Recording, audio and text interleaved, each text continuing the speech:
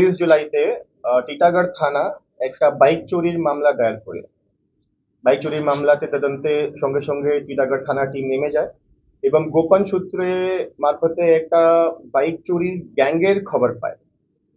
এই গ্যাংয়ের খবর পাওয়ার সঙ্গে সঙ্গে টিটাগড় থানার পিসি অফিসার এসআই রিত্র, ওনার টিম এএসআই উত্তম এবং এএসআই আতিল আর বাদ বাকি যে পিসি পার্টিতে কাজ করে ওরা সঙ্গে সঙ্গে নেমে যায় এবং কোলবা থানা থেকে 4 জনকে অ্যারেস্ট করে। কোলবা থানা থেকে 4 জনকে যে অ্যারেস্ট করা হলো ওটার নাম আছে দামোদর বাগ, অমিত হলদার, ঝন্টু দাস আর সজল সমাজপতি। দামোদর কোলবার বাসিন্দা, বাদ বাকি 3 জন চুচুড়ার বাসিন্দা। এদের স্টেটমেন্টের ভিত্তিতে এক সমীর ঘোষ এলিয়াস পিলে, যার বাড়িও চুচুড়াতে আছে, ওকে অ্যারেস্ট করা হয়। পিলের স্টেটমেন্ট থেকে এদেরকে 7 দিনের পিসি নেওয়া হয়। এদের স্টেটমেন্টের ভিত্তিতে শেখ হাসান, যে চুচুড়ার বাসিন্দা, ওকে শ্রীরামপুর থেকে অ্যারেস্ট করা হয়। গতকাল পিলে আর সজল এদেরকে নিয়ে চন্দননগর এবং হুগলি রুরাল ডিস্ট্রিক্টের বিভিন্ন নানা জায়গা ওখানে রেড করা হয়।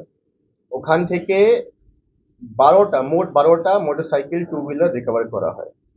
3টা বাইক রিকভার করা হয় চুঁচুড়া থেকেই, হলদিডাঙ্গা।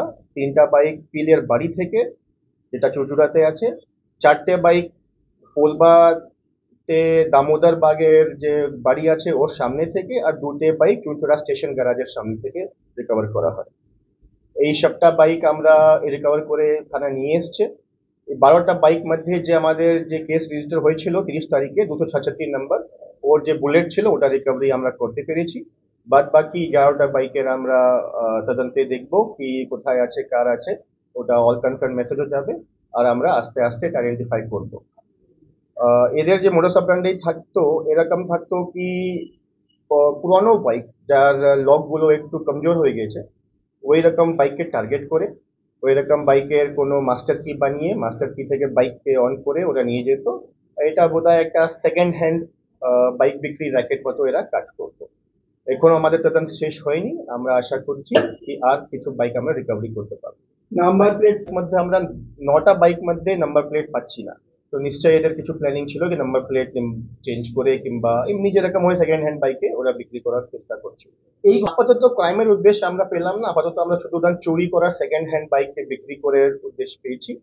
কিন্তু এটা আপনারা জানেন অনেক সময় এই সব চুরি করার বাইকটা ক্রাইমের সঙ্গে যুক্ত হয়। এই জন্য আমি এই প্রশংসনীয় কাজের জন্য আমি টিটাগড় থানার পিসিও পার্টিকে, টিটাগড় থানার সমস্ত অফিসারকে ওদের অভিনন্দন জানাচ্ছি। লোকাল না, সবাই হুগলি আর চন্দননগরের বাসিন্দা আছে, টিটাগড়ের বাসিন্দা কেউ নেই। ওপার থেকে এসে করছে, মূলত ওপার থেকে এসে টার্গেট করছে এরা।